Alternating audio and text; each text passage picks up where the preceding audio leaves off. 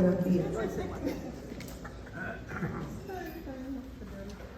Alegres y bendecidos días, buenos días, qué bueno que están aquí todos los seres humanos hermosos que componen esta comunidad universitaria del recinto universitario de Humacao. La alegría de ver rostros que hacía rato no veíamos, así es que muchas gracias por estar acá, pero sobre todo la alegría de tener a nuestros estudiantes, que estos estudiantes hoy celebran su Día del Estudiante. Y qué mejor manera que celebrar su Día del Estudiante que recibiendo a un maestro entre maestros, como es Luis Rafael Sánchez, de la doctora Vázquez. Por supuesto, con el lujo de acompañantes que tenemos hoy, de la primerísima actriz Idalia Pérez Garay y del primer actor José Félix Gómez. Realmente es una celebración, un fiestón, lo que tenemos en la mañana de hoy, y a nombre del Departamento de Español, su directora, la doctora Yandelis González Rivera, de todo el equipo de los jóvenes que trabajan con nosotros en el departamento. Sin ellos esto no sería posible. Es lo mejor de todo, es una comunidad entera trabajando.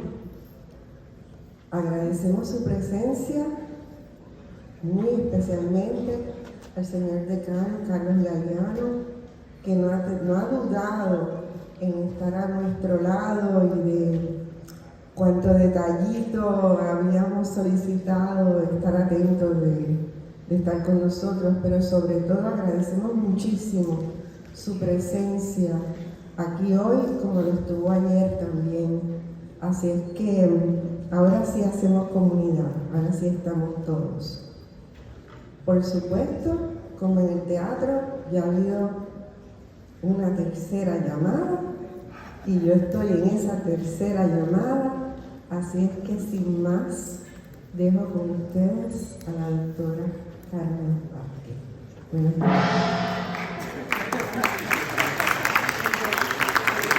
Les solicitamos apagar nuestros celulares. Les informamos que el uso de cámaras con flash está terminantemente prohibido. Esta es su tercera llamada, tercera y última llamada.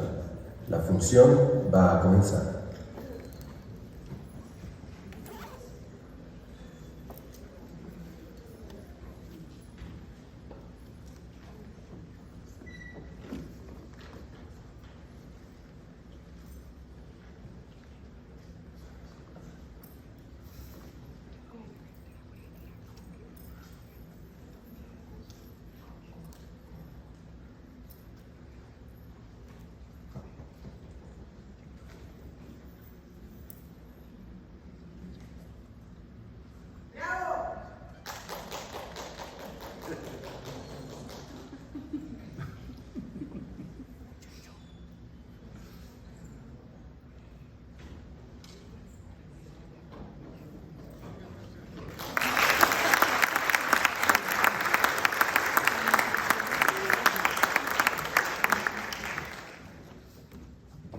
Buenos días, gracias a todos por estar aquí y gracias especiales a los grandes actores Idalia Pérez Garay y José Félix Gómez, que en amistad me acompañan hoy día.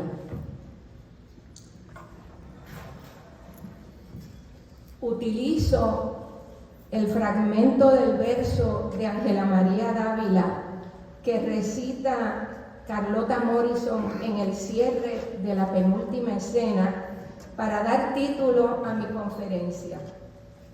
El largo poema es una sucesión de preguntas sobre el sentido de la realidad, sobre el carácter de la creación, el artificio, la transformación en ficción que sufre la realidad en el arte y en el teatro en particular. ¿Será la rosa el mundo natural la que permite el arte o será la rosa poesía la hacedora de la creación de la realidad? Será la rosa ¿O será la espinísima ferocidad de a diario? ¿Será la rosa? ¿Será tal vez el pétalo desnudo y transitorio? ¿Será la rosa con su gota de siempre en la mañana? ¿O será que una lágrima se encarga de refrescar las flores ilusorias? El poema, cuyos verbos en futuro indican suposición, sorpresa, inquietud, asombro, sirve para ofrecernos una de las múltiples claves de interpretación de la pieza teatral. Lo que nos interesa destacar en Quíntuples es la reflexión sobre el teatro, como arte, como literatura, como espectáculo, con sus propios códigos como género literario único, transformativo de lo oral a otros lenguajes. La obra responde a esos planteamientos con relación al género dramático dentro de la tradición teatral puertorriqueña, proponiendo rupturas, transgresiones, desenmascaramientos y nuevas poéticas para la escena. En este sentido, es una obra con matices ensayísticos y metadiscursivos. Mi propuesta es una entre numerosas lecturas que los críticos, Barrada, Emanueli, Meléndez, Morel, Perigolaris, etc., han realizado. Me centro principalmente en el texto de la representación escénico o espectacular. En fin, quiero probar que Quíntuples es una expresión teórico-práctica en cuanto al género literario, así como la guaracha del Macho Camacho del 76 lo es con relación a la narrativa y sus textos híbridos, la importancia de llamarse Daniel Santos del 88 y El corazón frente al mar del 21. Lo son con respecto al ensayo. Pero también una reflexión sobre el colonialismo y las categorizaciones del género en la sociedad patriarcal. Quíntuples es una pieza híbrida, dramático-narrativa, ensayística, cuya intención es relativizar los códigos institucionales literarios y examinar quiénes son los responsables de la magia escénica. En este sentido, se trata de la aventura de hacer teatro, de la creación, de la fantasía, de las relaciones entre el texto escrito y el representado, entre el público y los actores. Por eso Carlota, superlativamente preñada, muestra la suprema neurosis del creador, al mismo tiempo que se perfila como la diosa de la fertilidad artística. Ella, como el dramaturgo, es la encargada de dar a luz el carácter ilusorio de la ficción, hacer que experimentemos en escena la tensa emoción del arte, el goce, el disfrute y el placer real del momento estético, allí improvisado. Puedo parir ahora mismo, aquí. Ese adverbio enfático aquí marca algunos de los códigos de la representación teatral: la presencia corporal, la del espacio y el tiempo simultáneo y presente de las relaciones escénicas. Es decir, la exigencia de la materialidad, del cuerpo, de lo espacio-temporal y las acciones, decir, oír, ver. Esa presencia es una exigencia del teatro. Los personajes corporizados de los actores, el lugar sugerido en la escenografía, aquí, y el tiempo presente, ahora, en la que se ejecuta la acción de los personajes ante el público, así como otras formas de ambientación y temporalidad, emociones y efectos especiales. Por otro lado, aquí indica la simultaneidad del decir, oralidad, y de la recepción, oír, entender en el teatro. En Quíntuples, los personajes se suceden en la enunciación, pero nunca se encuentran como sujetos receptores tú, que están ausentes como dialogantes, y que han sido sustituidos por un personaje colectivo, ustedes, público, que asiste a un congreso. El público se sorprende de verse convertido en actor y receptor activo del diálogo dramático, cuando Daphne irrumpe en la escena arrogante y desafiante, apelando, ordenando, exigiendo el reconocimiento antes del final del espectáculo. ¡Aplausos, aplausos, aplausos! Entra la mujer con causa. Gracias, muchas gracias por tan cálida ovación, que no sé francamente si me toma por sorpresa o la esperaba. Se trata, por tanto, de transgresiones a los códigos del género, de desarticular el orden de los aplausos, de crear dudas sobre la división escénica. ¿Se entra o se sale? ¿Es el final o el principio? Y de transformar el diálogo dramático. El uso del monólogo en el prólogo para designar los parlamentos expresa una alteración de la estructura dialógica al introducir un elemento narrativo propio de la novela o el cuento. Sánchez concede que la obra adquiere ritmos narrativos de los monólogos que se convierten entonces en diálogo para una voz, lo que resulta sintagmáticamente en una paradoja. El monólogo es un discurso teatralmente artificioso dirigido hacia sí mismo como único destinatario, un yo desdoblado en un tú ficticio o un narrador omnisciente que entra en el mundo interior de los personajes.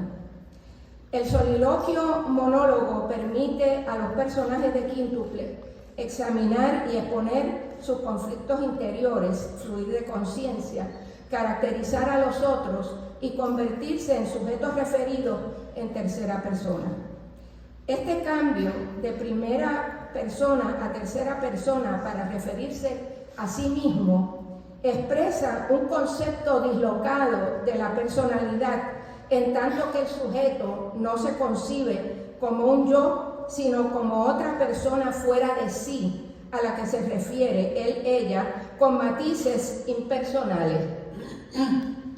Baby Morrison es tímido, especula. Baby Morrison es tímido, reitera. Baby Morrison es tímido, establece. Y Baby Morrison termina por ser tímido, aunque Baby Morrison no lo sea. Sin embargo, el monólogo plantea otros problemas como uso teatral, inverosimilitud, por ejemplo. La gente no anda por ahí hablando sola. Y estatismo, cómo imprimirle movimiento a una forma de expresión fundamentalmente estática. Por otro lado, el habla de los personajes es risible, absurda y disparatada, utilizada como una estrategia fática. Esto es de Roman Jakobson.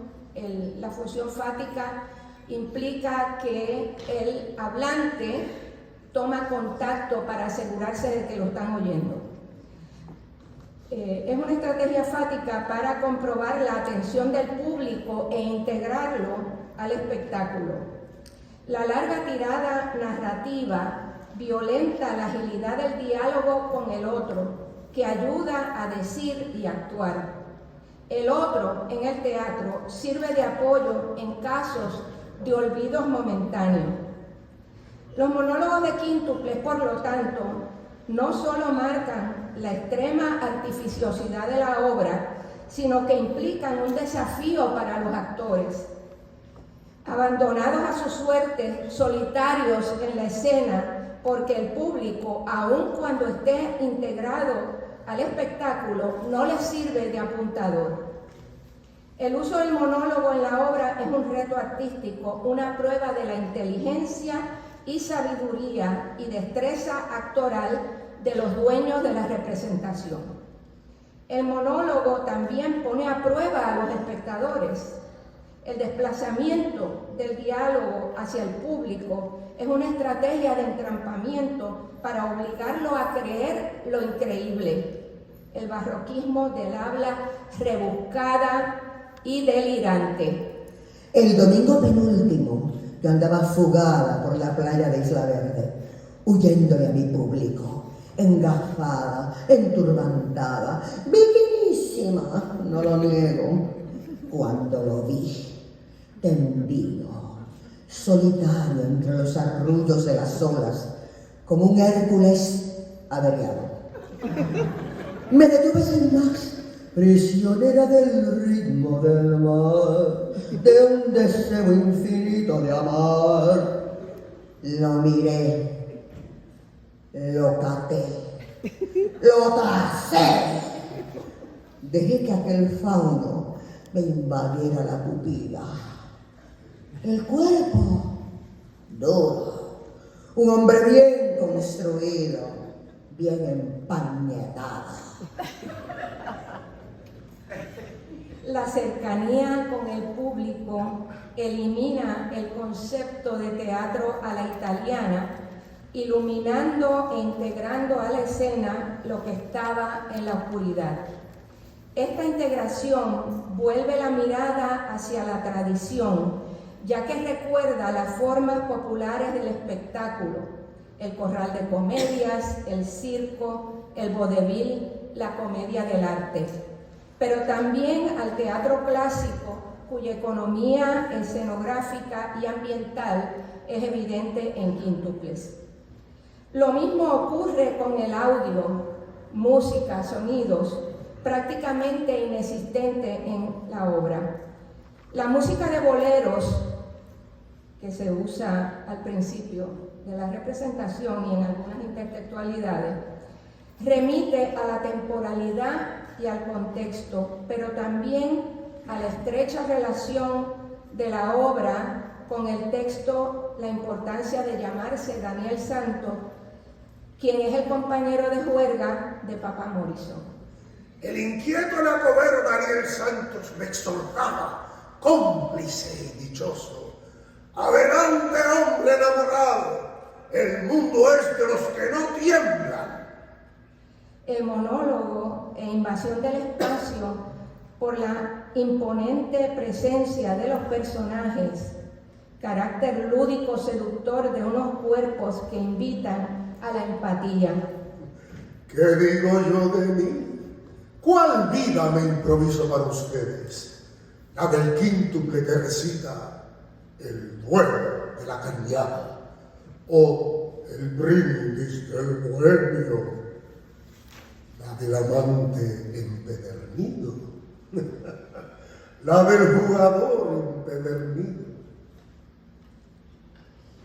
Este carácter lúdico seductor revelan que en Quíntuples cada función es un universo variante e impredecible, en el cual el acercamiento y el distanciamiento ocurren simultáneamente, develando lo teatral, lo artificial, la máscara de los 6 personajes, esa máscara que desaparece con la sorpresa final. No queremos ahondar más en la magia, porque le dañamos la magia, porque se arriesga la hermosura de su mentira. Una mentira que es como una maroma entre ustedes, el público, y nosotros, los actores. Si consideramos mi propuesta de que Quíntuples tiene un marcado carácter ensayístico por la reflexión sobre el teatro, tendremos que aceptar que frente a los debates logocéntricos o escenocéntricos, la pieza propone fijar el centro de la reflexión en los actores y en el papel del público en el teatro. En este sentido, Quíntuples expresa una visión actorcéntrica, mostrando en la práctica la importancia de los actores como protagonistas del teatro y la ficción, como los capaces y capacitados para ejecutar la maroma sin redes, la maroma audaz y el feroz riesgo. El título de la obra resulta equívoco, pues destaca solo a 5 de los 7 personajes que participan. El programa marca la estructura espaciotemporal, 2 actos y 6 escenas. Mandrake, que abre la segunda parte, También es redundante, pues reitera la estructura y destaca el carácter utilitario tanto para el público como los actores del intermedio. ¿Qué pasa? La diversión va a continuar. El fin de fiesta del Congreso de Asuntos de la Familia va a continuar. Vuelvan a sus butacas. Siéntense tranquilos. 3 escenas más aún nos quedan. 3 escenas contando con esta. 3 escenas simétricas, urgentes. Que les aproveche hasta sus últimas consecuencias el trago que apuraron durante el intermedio. En el índice del texto dramático literario de 1985, sin embargo, se consignan 7 partes, el prólogo a la representación y 6 escenas con sus correspondientes instrucciones o didascalias que desaparecen de la representación. Este juego de enredos expresa la diferencia entre el texto y la puesta en escena, entre lo escrito y lo oral actuado, entre la estructura formal y el contenido. En el prólogo, además, se alude a la estructura interna y externa de la historia. Dice Sánchez, la división de esta pieza teatral en 2 actos y 6 escenas no es meramente formal. La sucesión de las escenas encadena unos datos que resultan efectivos mediante la acumulación y su revelación final. Cierro la cita. Si ambos textos presentan un orden lineal por las sucesivas entradas y salidas de los personajes, la historia es fragmentada, reiterada y enlazada, como ocurre en La Guaracha del Macho Camacho, cuyos personajes y familiares se repiten con variantes en los 6 monólogos y se interceptan con la subjetividad de las historias, el deseo de romper la opresión patriarcal o de afirmarla, la necesidad de liberarse de ella, sin que cada uno de los quíntuples se entere de los planes del otro, porque nunca coinciden en el escenario. Hay otros datos dispersos cuyas claves van dirigidas al espectador, que deberá establecer sus conexiones, encontrar la información suspendida, oculta y elíptica que lo llevará a anticipar o no el desenlace. Es decir, que el público debe cumplir la función de un lector de guiño cómplice que Sánchez exige en una de las entrevistas que hizo al Nacional de Caracas. Su participación, sin embargo, dice Sánchez, sobre el público no es pasiva. Con la discreción que procede, con el sentido común elemental, los actores deberán incorporar al público a las peripecias de la trama mediante el lenguaje visual, las sonrisas de complicidad o la búsqueda de apoyo con los gestos indicados. ¿Responderá el público como actor? ¿Ejecutará sus papeles? ¿Participará o no de la propuesta integradora de la escena? ¿Responderá a esa lectura colectiva y unitaria de la comunicación, riéndose, llorando o aplaudiendo? La aspiración del dramaturgo de integrar al público en la representación no es un recurso nuevo, pero en quíntuple se trata de llevarlo a consecuencias extremas para mostrar que en el teatro cada función es un experimento y que lo fundamental de la representación es su variabilidad. Para los miembros del equipo de producción y para los actores, cada noche es un enigma. A las preguntas de arriba hay que contestar que en quíntuples no hay escapatoria, pues el público está destinado a participar atrapado por estrategias premeditadas del texto, como asistir a un congreso en el que hay un programa artístico libre, por lo tanto tampoco hay libreto ni dramaturgo. Únicamente existe el lenguaje, la palabra de los personajes.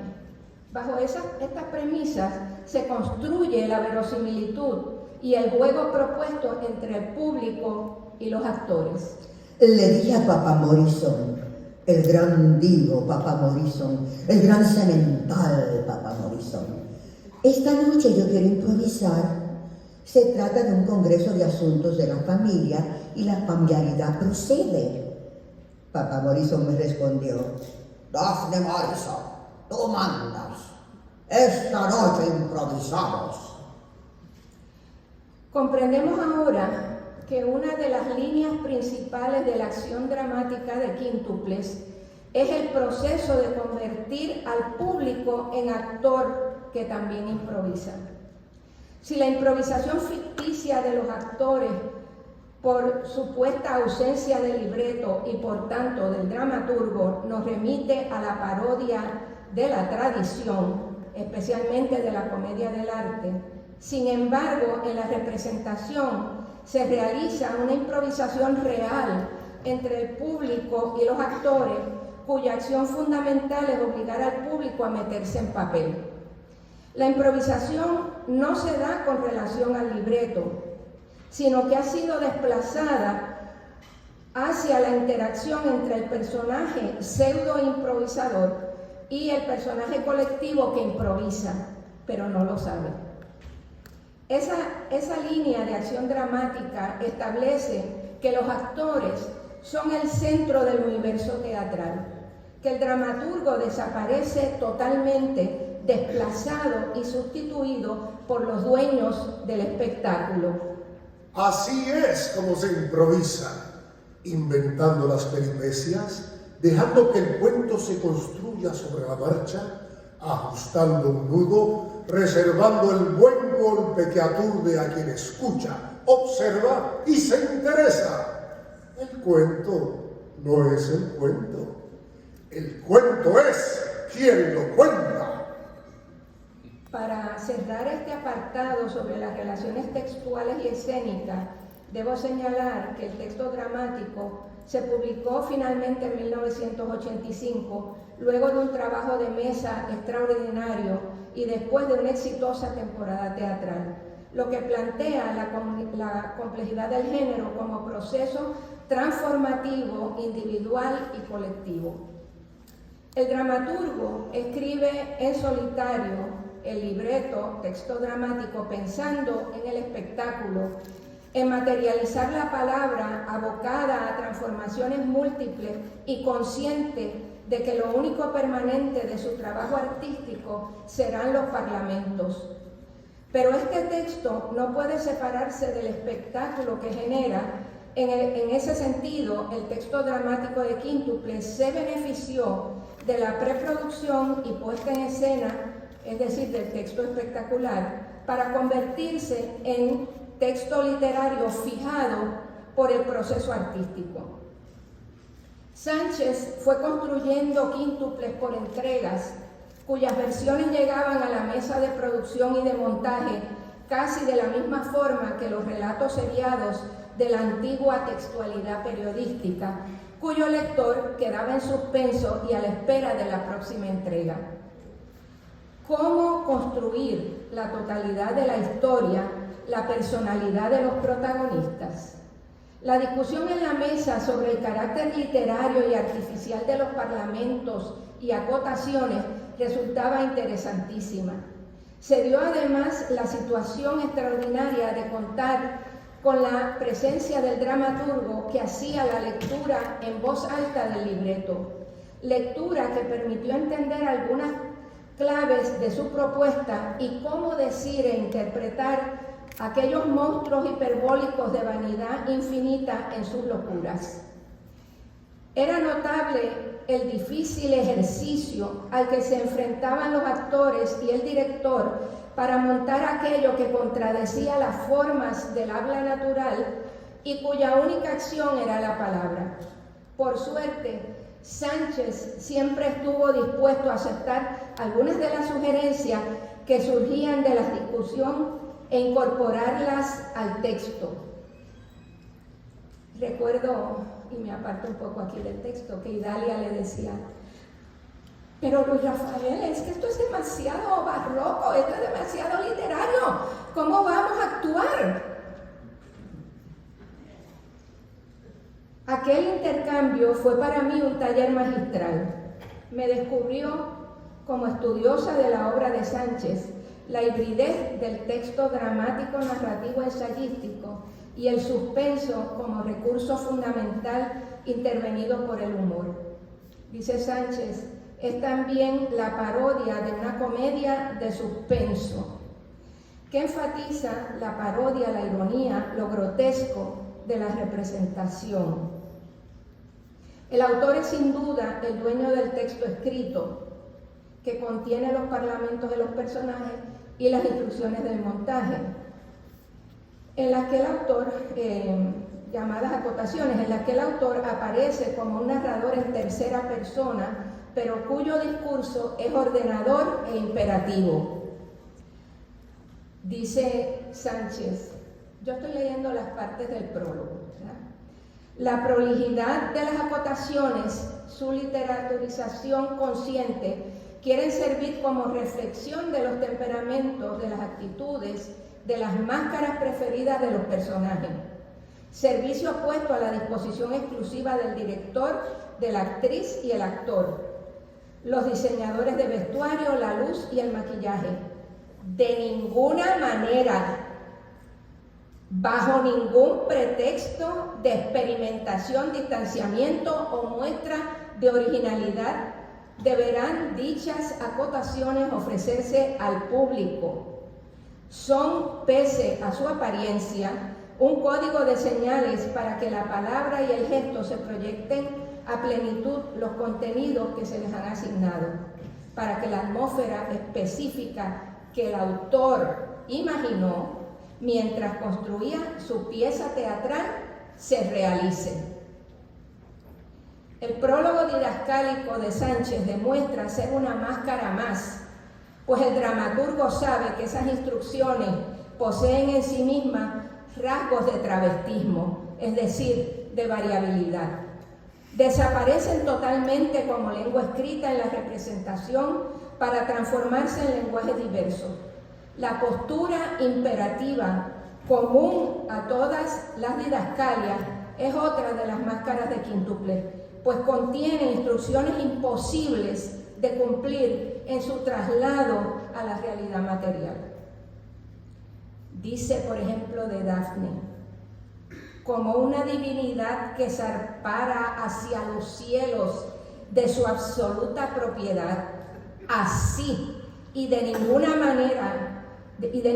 otra manera que se empeñe el director entra a escena Daphne Morrison, suntuosamente vestida con un traje largo donde se dan cita todos los tonos de rojo que en el mundo han sido. Trajes cuyos escotes delantero y trasero se avecinan a la indecencia, aunque no las rozan. Quiero que se fijen aquí que el dramaturgo pasa al texto, porque esta es una de las intertextualidades del dramaturgo que va a pasar a la voz de los personajes. Pertenecen estas didascalias a un nivel poético-literario marcado por la hipérbole y la exageración, como si el narrador se hubiera contaminado de la extravagancia de los personajes. En Quíntuples y su teatro de ruptura, también hay una postura crítica frente al teatro puertorriqueño y frente a la realidad nacional. Sánchez recurre al humor, a la farsa, descartando la visión melodramática, trágica y metafórica de esa tradición teatral a la que se adscribió al principio de su carrera como dramaturgo. El humor, la parodia, la ironía, lo grotesco, lo hiperbólico y paradójico le permiten un acercamiento burlón, crítico y reflexivo ante la realidad del país para inducir al espectador a reírse de sí mismo, a reconocerse y a librarse de los monstruos que permanecen largamente, como señala el epígrafe, o a demoler las mentiras que no sostienen como señala en su ensayo Literatura puertorriqueña y realidad colonial. Sánchez utiliza el humor como estrategia de distanciamiento, pero también, como propone Pirandello en su texto de 1920, el humorismo inevitablemente descompone, desordena, desacuerda.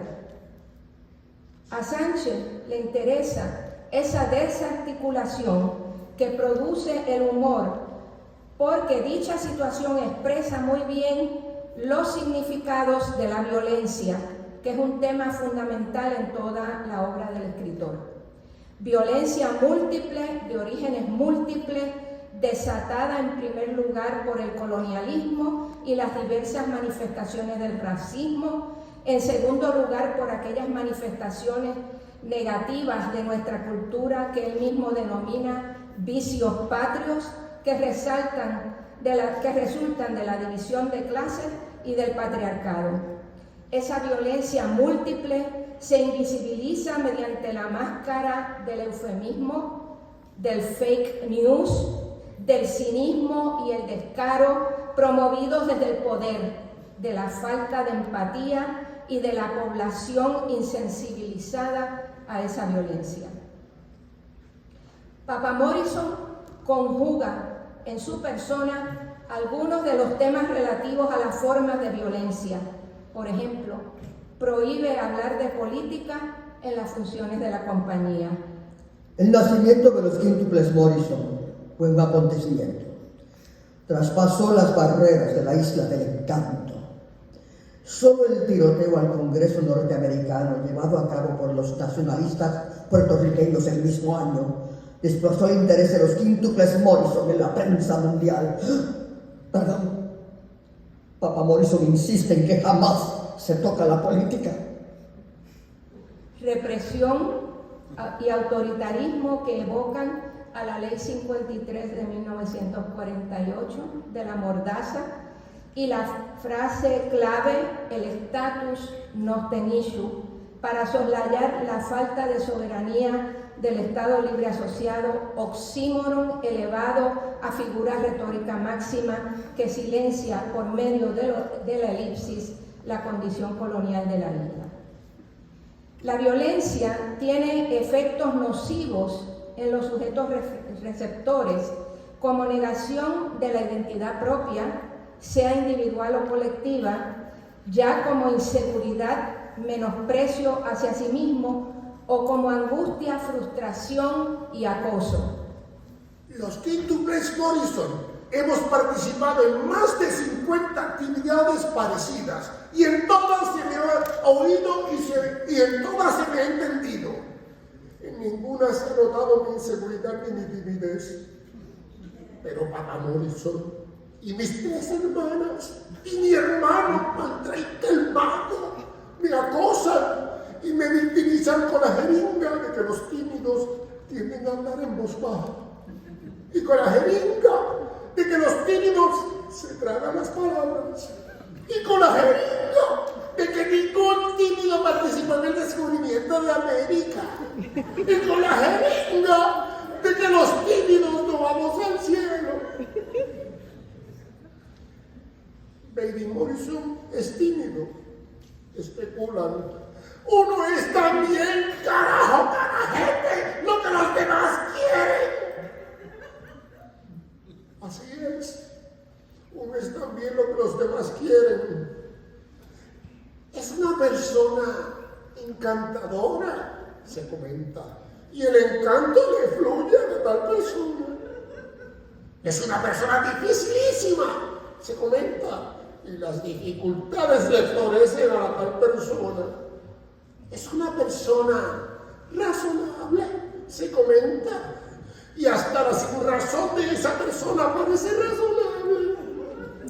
Es una persona que tiene un gran talento para la desgracia, se comenta, y la desgracia adopta de por vida a esa persona.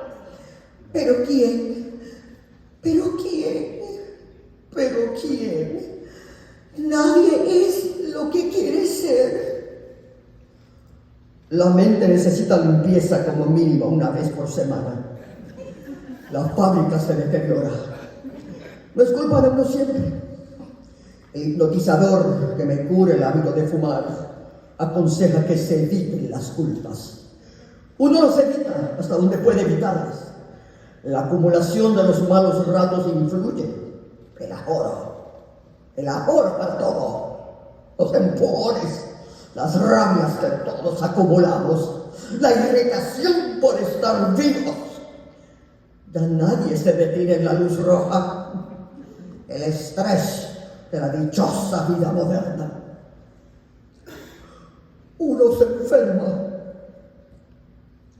No son los virus, no son las bacterias. Uno se maltrata. Otro tipo de violencia afecta a todos los estratos sociales que consumen la ideología relacionada con la colonialidad del poder norteamericano en Puerto Rico. Se trata de la enajenación de la realidad, de la transformación en caricatura, incapaces de reconocer la rebaja, la desigualdad impuesta, el agradecimiento por las migajas que recibimos. Los quíntuples Dion también asombraron al mundo, pero los quíntuples Dion provenían de un país rico. Los quíntuples Morrison somos naturales de Puerto Rico, una Antilla menor, famosa por su hospitalidad y por su pobreza, que los nativos han superado con gran dignidad. Famosa también es esta Antilla porque está en la ruta de los ciclones. Los quíntuples Morrison somos más raros, más exóticos. La ideología colonialista asumida como un bien por los natives o sujetos coloniales parafrasea el discurso colonial publicitario capitalista. El parlamento siguiente de Bianca tiene una doble lectura.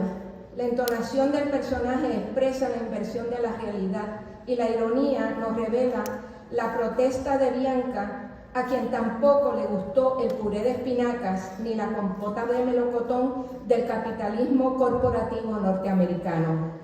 La leche Pet compró la felicidad de los quíntuples Morrison para ilustrar su campaña publicitaria de que los bebés más felices del universo toman leche Pet.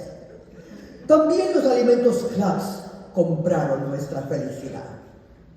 Los alimentos Claps nos retrataban mientras comíamos compota de melocotón de la marca Claps y puré de espinacas de la marca Claps. Los quíntuples, al igual que los ciudadanos de la isla, quedan sometidos a la explotación económica enmascarada y justificada por el consentimiento de Papa Morrison y de las élites cómplices. Los contratos con las dos grandes compañías norteamericanas fueron interrumpidos bruscamente. Mi hermano Baby Morrison fue el culpable. Lloró tanto, chilló tanto en las sesiones fotográficas que los fotógrafos de la leche Pet y los alimentos Claps para bebés protestaron. Los contratos fueron cancelados. Papa Morrison dijo: el que no trabaja, no come. Y nos puso a los quíntuples Morrison a sudar la gota gorda.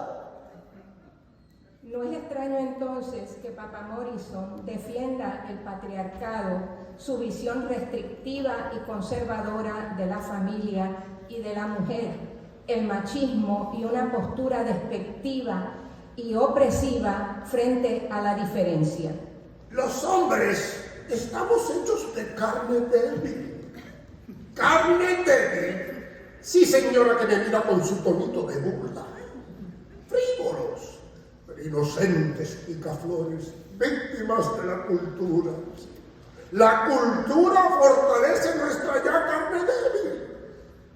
Haz una mujer bonita o fea, y es obligación masculina bendecirle los jugos, convidarla a la playa en pleno julio encargarle una docena de glaviolas por cada letra de su nombre, o enviarle con mensajero uniformado un estuche de chocolates rellenos de sambuca romana, a regalarle 2 o 3 cajitas de música. Los valses de Strauss, los valses nobles y sentimentales de Ravel, los valses del divino flaco Agustín Lara. Como vemos, el macho es libre y la mujer debe conformarse y tolerar las infidelidades, que es otra de las formas de violencia del patriarcado. De Soledad Niebla me laceran los reproches. Una mujer que se sabe querida y deseada no debe enviar cartas amargas de reproche. Paradójicamente, los personajes que tienen la simpatía del padre son aquellos que son sus semejantes heterosexuales. Solo Daphne Morrison no me dio ni gota de candela. No le daba miedo el cuarto oscuro por la noche. Preguntaba que por qué el cuco no venía a desayunar. Jamás, pero que jamás, envidió el pipí de sus hermanos. Ellos felices con su pipí y ella felicísima con su pupú. Y digo paradójicamente porque papá describe a Daphne Morrison como lo haría con respecto a un varón. Y sin embargo, condena y reprime a Bianca vestida masculinamente. Pero si reflexionamos sobre este hecho, captamos la ironía y la inversión de lo que está oculto, la desconstrucción de las identidades fijas del patriarcado. Daphne es hombre-mujer, al igual que Bianca y Papá Morrison, que es hombre-mujer. El padre es el padre y el padre es la madre. Yo salí a Daphne Morrison. Este matiz es bien importante porque algunos críticos han visto simetría, pero no entre Papá Morrison y Bianca, pero indudablemente sí hay una simetría porque ellos manifiestan las ambigüedades y la androginia que se da en quíntuple. Aunque en el orden patriarcal el amor del padre está condicionado al cumplimiento estricto de su moralidad autoritaria, son precisamente Bianca, Baby y Daphne, la hija favorita, que planea la fuga y el abandono de la compañía, quienes cuestionan dicho sistema. Porque Daphne es también una víctima del machismo. Su propia ambivalencia, su incapacidad para defender su postura, ir de rumbera cubana, y en última instancia su derrota ante las imposiciones de la cultura machista, la obligan a quedar como víspera, como posibilidad en la lucha íntima y desgarrada entre su cursilería y el melodrama. Ella, que es aspirante a mito, ella, que es modelo finalista de certámenes, actriz honrosamente diplomada por el Conservatorio de la Madre Experiencia, ella, que hace doblajes de películas de Hollywood y es la voz en español de la novia del super ratón, se retira del escenario rebajada al papel que le otorga el enano Besos de Fuego. La escena de Daphne abre la caja de Pandora al problema de la identidad. En quíntuple, estos temas, como la vida, la cultura, la nacionalidad, son términos tan ambivalentes como los personajes, términos difíciles de abordar si no tomamos en cuenta todas sus dimensiones y complejidades dentro del contexto de lo que es una sociedad colonizada, antidemocrática, en la que se violan los derechos humanos todos los días. Hablar de nación constituye ahora un tabú. Hablar de los derechos de la mujer y de otras sexualidades es un pecado. Hablar de la erradicación de los racismos es impensable para las élites escudadas en el fenómeno del neoliberalismo y la globalización. Entonces se crispan si su poder se ve amenazado por la oposición en la obra representada por Bianca, Baby y Carlota. Es decir, los que se rebelan contra lo establecido, aunque solo sea parcialmente. Ninguno de los tres accede al invento de la improvisación de Daphne Morrison, ni desea parecerse a sus otros hermanos. Baby porque no sabe improvisar y es tímido. Bianca porque pese a su nombre e inmaculada vestimenta es la gran mancha en el universo de Papa Morrison. Sin embargo, ambos comparten identidades ambivalentes como vimos antes.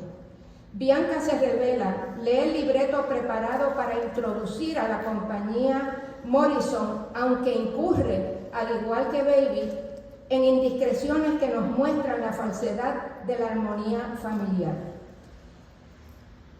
Tengo que decir que la historia está dislocada totalmente porque se supone que Bianca sea la que introduzca a los quíntuples, pero ella está puesta al final del primer acto. Es precisamente con respecto a las sexualidades marginales, como las llama Foucault, que el machismo se manifiesta opresivo. Carlota es maestra de español, una mujer profesional, humanista, que educa al público para su parto inminente. Ella tampoco acepta la imposición de Daphne y Papa Morrison, pues su participación sigue el libreto habitual. Carlota representa la creación, la poesía de la vida, la cultura que el poder moderno rechaza para dominar y convertir la sociedad en un conjunto de seres ignorantes. Lo paradójico en quíntuple es que Mandrake y Papa Morrison, como expresiones del poder patriarcal, son víctimas de sus propios actos y se convierten en autocaricaturas. De ahí que las identidades sean máscaras, objetos movedizos cuya subjetividad está continuamente en precario. Vivir en varón parece ofrecer certeza sobre la identidad personal, pero frente al pánico que suscita la diferencia, se devela el rostro de la inseguridad.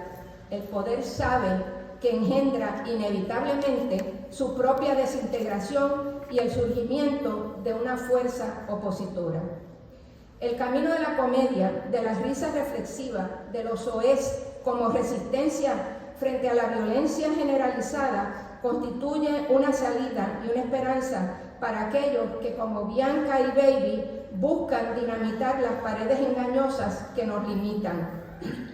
A las señoras y a las señoritas les pido mis disculpas por la obscenidad del gato más hijo de puta que he parido gata alguna.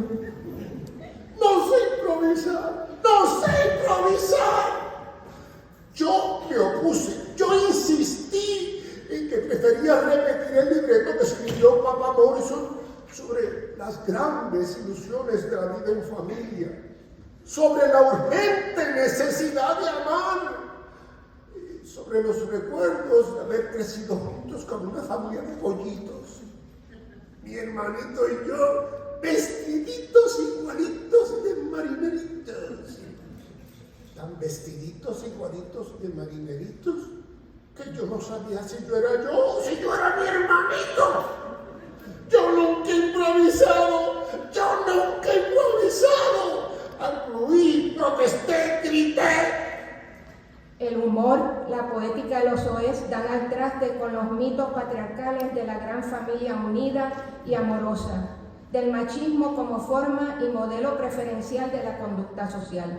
Como vimos en el Parlamento de Baby, el patriarcado se expresa como poder que enmascara la opresión, la ausencia de libertad. La familia condena al tímido, así como condena la diferencia porque generaliza, instituye definiciones y reglas en las que solo hay silencios para otras formas de amar, como ocurre en el caso de Bianca Morrison, a la que se le exige castidad y virginidad, sometimiento a través del miedo, el castigo y las terapias de reconversión por la osadía de sentir ese amor que no se atreve a decir su nombre. Nada grosero encuentra entre ellos lugar. La grosería florece entre los espíritus ruines. Se me han juntado los nervios, se me han juntado los malos ratos. La violencia de improvisar, el cigarrillo que dejo y no puedo, la rabia de no estar con ella. Para ambos personajes el problema de la identidad está resuelto porque al igual que Don Quijote, se conocen a sí mismos. ¡No sé improvisar! Uno sabe lo que sabe y sabe lo que no sabe. Y cuando hace lo que no sabe, la sintaxis estomacal se le desorganiza. En ese sentido, no les importa hacerle el juego al padre, a Dafne y a Mandrake, burlándose, transgrediendo el orden establecido. Papa Morrison acogió con beneplácito la recomendación de Daphne Morrison de que esta noche improvisáramos. Yo me opuse del brusco. Bianca Morrison se opuso furibunda. Los respetos al hermano mayor, Mandrake el mago, porque nació 10 minutos antes. Los mimos y los toconeos al hermano menor, Baby Morrison, porque nació 10 minutos después. Yo nunca he improvisado. Arguí, protesté, grité. Mi hermano, Mandrake el mago, me agarró por la corbata y me contestó. A la única persona a quien yo le tolero la inconveniencia de un tantrum es al muy estimado Pato Donald. ¡Lo escupí! Era mi deber moral escupirlo. Mi hermana Bianca Morrison bramó y batió un cigarrillo que se iba a llevar a la boca. Mi hermano Mandrake el mago se salió de las casillas. Todos nos salimos de las casillas. Todos nos descompusimos. ¡No sé improvisar! Chillé con toda la voluntad y seguro de que me impondría. Cuando chillo me impongo. Finalmente, hay que señalar que la violencia generada por las desigualdades se torna grotesca, sobre todo en la presentación del machismo llevado a sus últimas consecuencias y caricaturizado al extremo de reducirlo al absurdo. El examen burlesco y totalmente ironizado de la ideología se corporiza en la obra teatral en el gran semental Papa Morrison. Un inválido atado a su silla de ruedas, estrellado como huevo en la sartén cuando intentó subir por las trenzas de la mulata jamaiquina Argentina Watson, que era casada, por supuesto. Y ya terminamos. Quíntuples requiere una lectura en modo de parodia para comprender el plano implícito de la ironía. En esta lectura se descarta la posibilidad de que Papa Morrison represente al escritor y al texto dramático, puesto que él es una burla.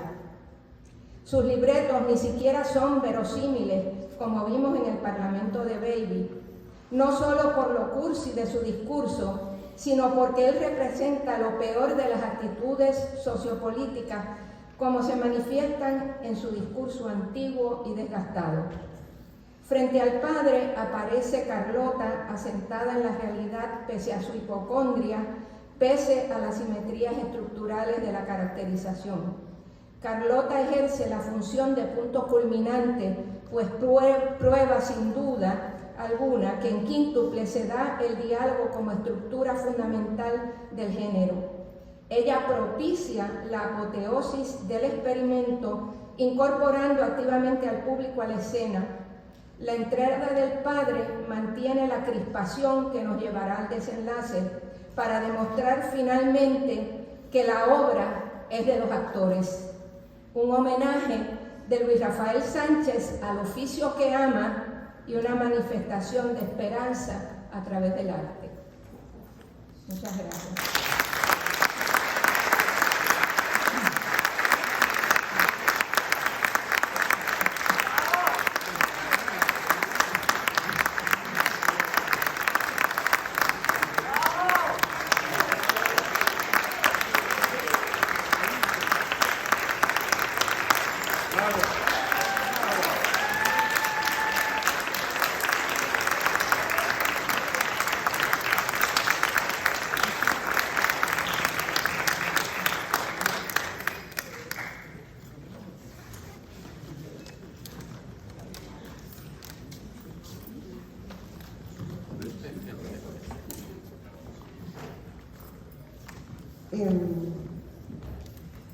A nombre del Departamento de Español de esta maravillosa institución de la Universidad de Puerto Rico en Macao, le doy las gracias a todos, a todas, a todos por estar aquí. Quisiera que, si se puede, iluminen la sala, porque voy a pedir, si el maestro gusta ponerse de pie, quisiera que se pusiera de pie, porque ahí están mis estudiantes, son los míos.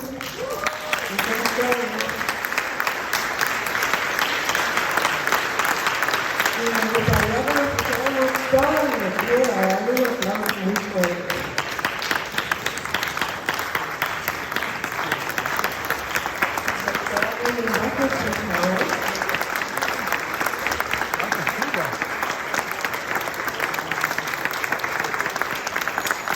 Fuerte para la doctora Benepasco y mucha ovación para nuestra queridísima doctora que aquí están.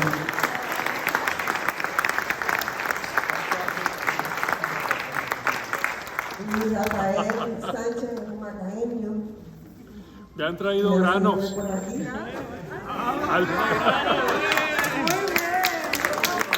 Gracias. Le llegaron los granitos. Y usted quiere acompañarnos. Gracias a la doctora Arce. Es un trabajo estupendo. Me avergüenza decirlo yo, ¿verdad? Pero es por ellos.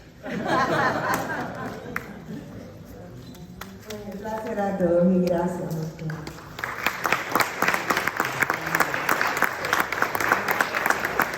Comenzamos nuestra celebración del Día del Estudiante con gente que son estudiantes eternos y maestros a la vez. Gracias.